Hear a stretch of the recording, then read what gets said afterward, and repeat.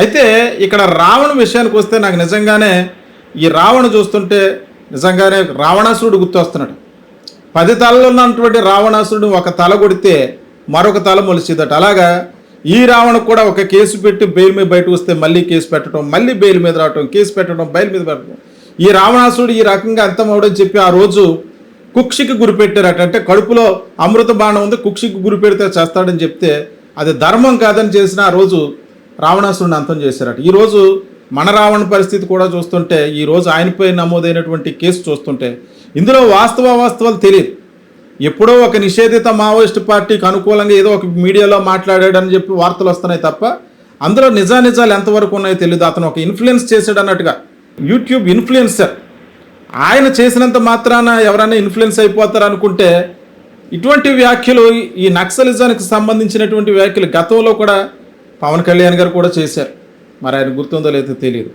వాటికి సంబంధించినటువంటి ఆధారాలు కూడా ఉన్నాయి. ఒకవేళ ఆ విధంగానే మోటివేట్ అయిపోతారు ప్రతి ఒక్కరు అనుకుంటే నక్సలిజం మీద సినిమాలు తీశారు.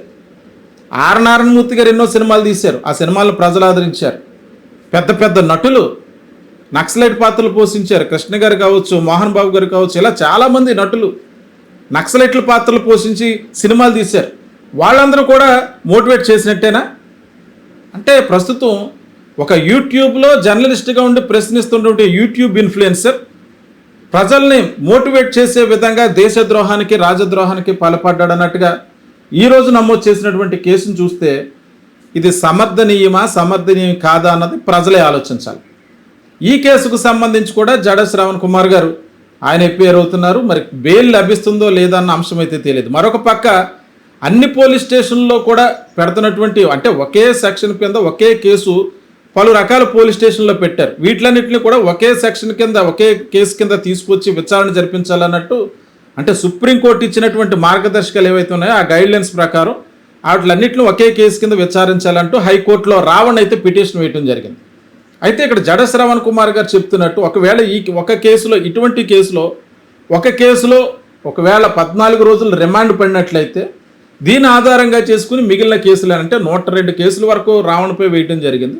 మిగిలిన కేసులు అన్నిటిలో కూడా ఆయనకి పీటీ వారెంట్లు ఇచ్చి ఇంచుమించుగా 1 ఏడాది నుంచి 2 ఏళ్ల పాటు కూడా ఆయన బయటికి రాకుండా చేయొచ్చు. అటువంటి కేసులు నమోదు చేశారు. ఇది ప్రభుత్వానికి ఇది కరెక్టా కాదా అన్నట్టుగా ఆయన కూడా ప్రశ్నిస్తున్నారు. అంటే వాస్తవానికి అన్ని పోలీస్ స్టేషన్లో కూడా జనసేన పార్టీకి సంబంధించినటువంటి నేతలు రావణ్పై దాడి చేయడానికి ప్రయత్నం చేశారు. పిఠాపురంలో ప్రయత్నం చేశారు. కానీ పిఠాపురం పోలీసులు చాలా కట్టుదిట్టమైనటువంటి భద్రత కల్పించారు.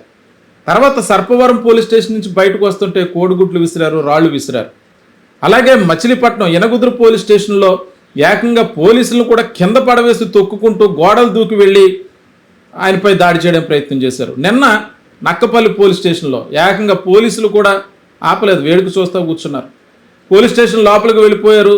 రావణ్ అమ్మనాభూతులు తిట్టారు. ఎన్ని రకాలుగా దూషించాలో అన్ని రకాలుగా దూషించారు.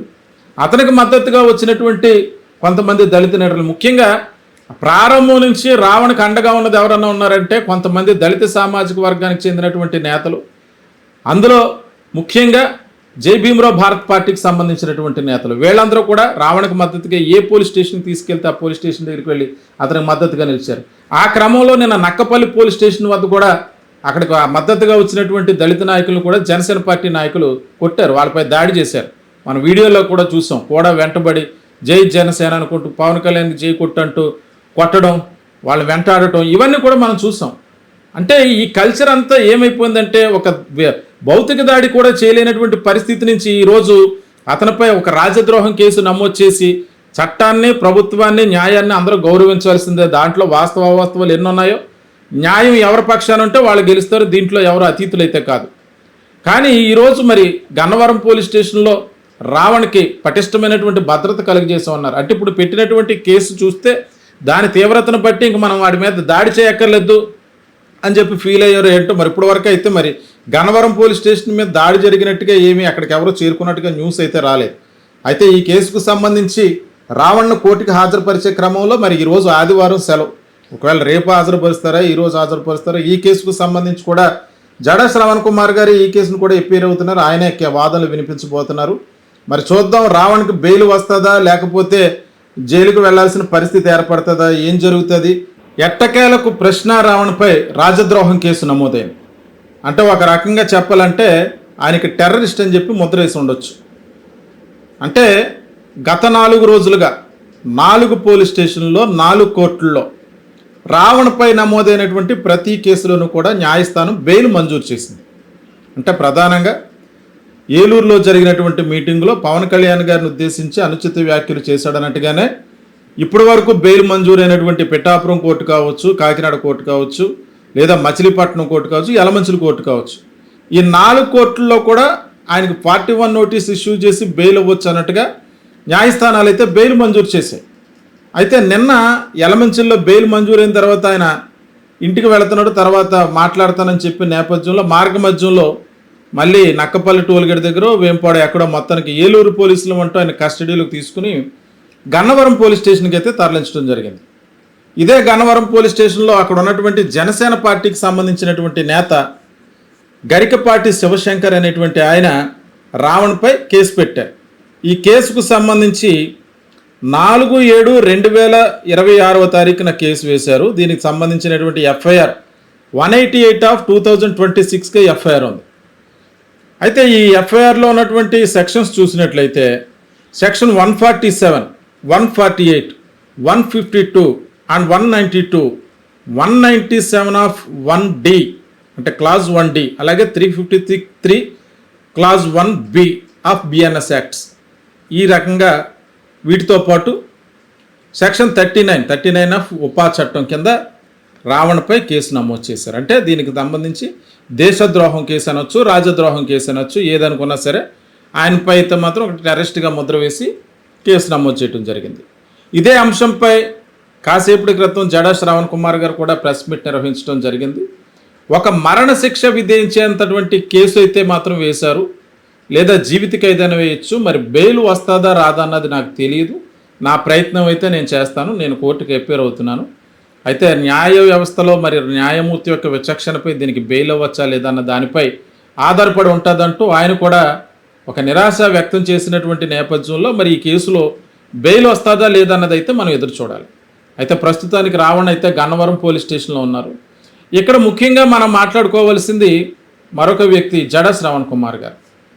తను నమ్మి తన మీటింగ్కి వచ్చినటువంటి వ్యక్తి కోసం, రావణ్ కోసం ఆయన పడేటువంటి తపన కానీ, ఆయన చేస్తున్నటువంటి న్యాయ పోరాటం కానీ నిజంగా చూస్తే ఒక కమిట్మెంట్ ఉన్నటువంటి లీడర్లా ఆయన చేస్తున్నటువంటి పోరాటానికి నిజంగా హ్యాట్సప్ చెప్పాల్సిందే. దళిత సామాజిక వర్గాల్లో ఇటువంటి లీడర్స్ చాలా అరుదుగా ఉంటారు. ఆయన రావణ్పై కేసు నమోదైతే తన పని తాను చేసుకోవచ్చు, తను చూసుకుంటాడులే అని చెప్పి వదిలేయచ్చు. కానీ ఎక్కడ కూడా విడిచిపెట్టలేదు. తనను నమ్మి వచ్చినటువంటి వ్యక్తి కోసం న్యాయ సహాయం అందిస్తూ ఆయన వ్యక్తిగత జీవితాన్ని కూడా పక్కన పెట్టేసి ఎక్కడ కేసు నమోదు చేస్తే అక్కడికి వెళుతూ రావణ్కి బెయిల్ ఇప్పించి బయటికి తీసుకురావటం, ఇలాగే ఎన్ని కేసులు వేసినా 100 కేసులు వేసినా నేను ఉన్నానంటూ ఆయన చూపించినటువంటి చొరవ కానీ, ఆయన పడినటువంటి తాపత్రయం కానీ చూస్తుంటే నిజంగా నాయకుడు అంటే ఇలాగే ఉండాలేమో అని చెప్పి అనిపిస్తుంది. నిజంగా ఈ విషయంలో జడా శ్రావణ్ కుమార్ గారికి హ్యాట్సాప్ చెప్పాల్సిందే. అయితే ఆయన మీద కూడా విషం బురద జల్లేటువంటి ప్రయోగాలు చేశారు కొంతమంది దళిత నాయకులు అని చెప్పి ప్రజల్లోకి వచ్చినటువంటి వాళ్ళు కొంతమంది ఆయనపై కూడా ఆయన ఏదో కుట్ర చేశాడంటూ, ఏదో ఒక ఆడియో లీకేజ్ మాకు దొరికిందంటూ పేర్లు చెప్పకుండా ఏదో చూపించి ఆయనపై కూడా బురద జల్లేటువంటి ప్రయత్నం చేసినా ఎవరో నమ్మలేదు. అలాగే రావణ్పై కూడా బురద జల్లేటువంటి ప్రయత్నం చేశారు. అలాగే ప్రకాష్ రాజ్ గారు రావణ్ మాట్లాడుకున్న ఆడియో లీక్ దొరికింది అంటూ ఒక వీడియోని, ఆడియో టేప్ను వైరల్ చేయడానికి ప్రయత్నం చేశారు. అంటే ఒక వ్యక్తిని పూర్తిగా అణిచేయాలి అనుకున్నప్పుడు ఎన్ని ప్రయత్నాలు చేయాలో అన్ని ప్రయత్నాలు కూడా చేస్తారా, ఈ రకంగా కూడా చేయొచ్చా అన్న భావన కూడా కలుగుతుంది. అంటే వాస్తవాలు ప్రజలకు చెప్పాలి కాబట్టి చెప్తున్నా.